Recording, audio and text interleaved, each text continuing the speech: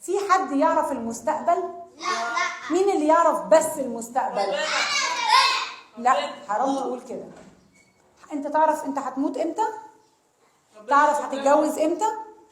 تعرف هتعيا ولا مش هتعيا؟ تعرف هتنجح ولا هتسقط؟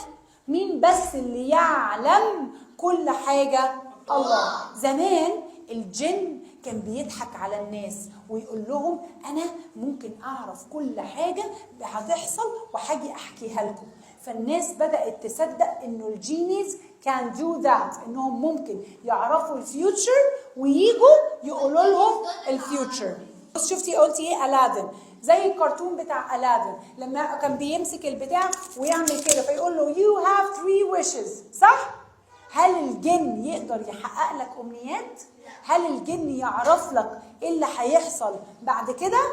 الجن ما يقدرش يعرف your future ever، ولا حد يقدر يعرف your future ولا مستقبلك غير مين؟ بس. فربنا حب يعلمنا درس لغاية دلوقتي. لو أي حد قال لك لا لا لا لا لا أنا أعرف حد بيعرف الفيوتشر، ده أنا قعدت مع البنت دي وطلعت بتعرف كل الفيوتشر، ده أنا قعدت مع الولد ده وبيعرف يقول أنت هتموت أنت وهتتجوز أنت، ينفع؟ ده كده حرام، ده كده حرام. مين بس اللي يعلم كل ده؟ الله. فربنا حب يعلمنا درس. قال لنا سيدنا سليمان مات ازاي؟ كان قاعد على الكرسي بتاعه وماسك عصايه. عارفين العصايه الستيك كده لما الناس الكبيره تبقى ماسكه عصايه خشب، خلاص؟ وهو قاعد شايف الجن والشياطين والحيوانات وكلهم قاعدين بيشتغلوا. فجأة ربنا امر ان هو يموت، فمات. مات وهو ايه؟ قاعد على الكرسي بتاعه وايه؟ بالعصايه بتاعته، وفضل ميت for a long time، ما نعرفش قد ايه، ومفيش ولا حد عرف ان هو مات، فضل ميت. خلاص؟ بعد كده جت نمل صغير. النمل بيحب ياكل الايه؟ الخشب. الخشب، مش النمل بيحب ياخد الخشب؟